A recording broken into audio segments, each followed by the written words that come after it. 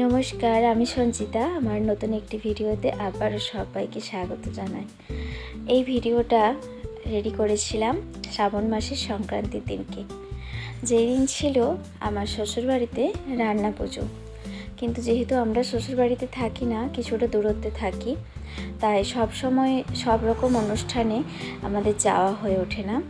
মেয়ের পড়াশুনো থাকে, নিজেদের শারীরিক বিভিন্ন প্রবলেম থাকে, কাজকর্ম থাকে, তাই সব সময় সব অনুষ্ঠানে যেতে পারি না। আর তাই জন্যই ভাবলাম যে রান্না পুজোর যে আইটেমগুলো হয়, যে রান্নাগুলো হয়, সেগুলো যদি নিজে নিজে বানিয়ে নিই, তাহলে রান্না পুজোর যে ফিলিংসটা সেটা কিন্তু হয়ে যাবে।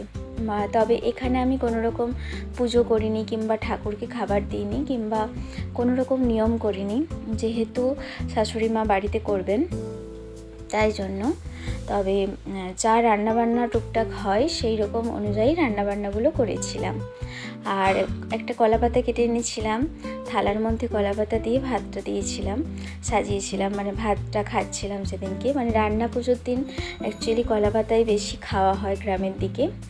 আর এই রান্না পুজোর প্রচলনটা বেশিরভাগ পশ্চিমবঙ্গেই বেশিরভাগ মানুষের বাড়িতেই থাকে, এবং গ্রামের দিকে তো বেশি করে থাকেই।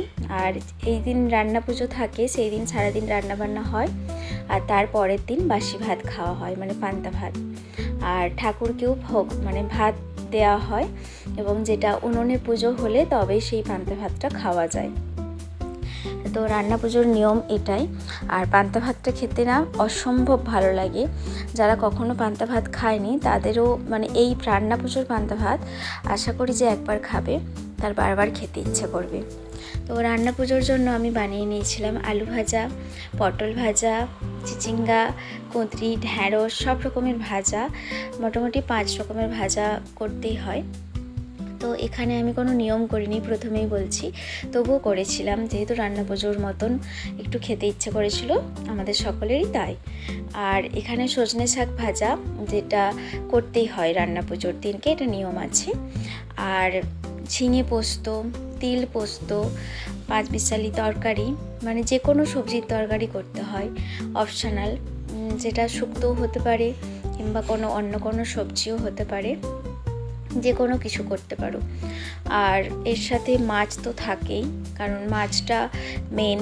এটা ঠাকুরকে যখন ভোগ দেওয়া হয়, মানে ভাতটা দেওয়া হয় ঠাকুরের, আলাদা করে তুলে রাখা হয়, তখন মাছটা অবশ্যই দিতে হয়। এবং মাছের সাথে টকের ডাল আর সজনে শাক ভাজা আর 5টা রকমের ভাজা, আর তার সাথে ভাত।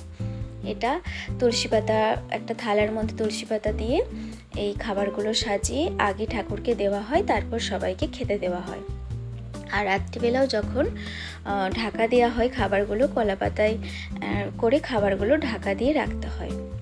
আর এখানে আমি বানিয়ে নিয়েছিলাম একটু ইলিশ মাছের ঝোল, আলু, বেগুন আর বড়ি দিয়ে ইলিশ মাছের ঝোল, আর চালতার চাটনি, যেটা চালতাটা রাখতেই হয়। চালতা আর আমড়া, এই দুটো আইটেম রাখতে হয়। আমড়া ডালের মধ্যে দিতে হয়, কিংবা চালতা ডালের মধ্যে, কিংবা আমড়ার চাটনি অথবা চালতার চাটনি। তো এইরকম কিছু একটা বানাতে হয়। তো আমি চালতার চাটনি বানিয়েছিলাম আর ইলিশ মাছের ঝোল বানিয়েছিলাম, যেহেতু।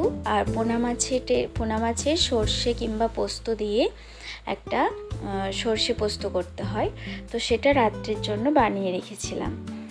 আর এইখানে বানিয়ে নিয়েছিলাম একটুখানি টকের ডাল, মানে আমড়া দিয়ে টক ডাল।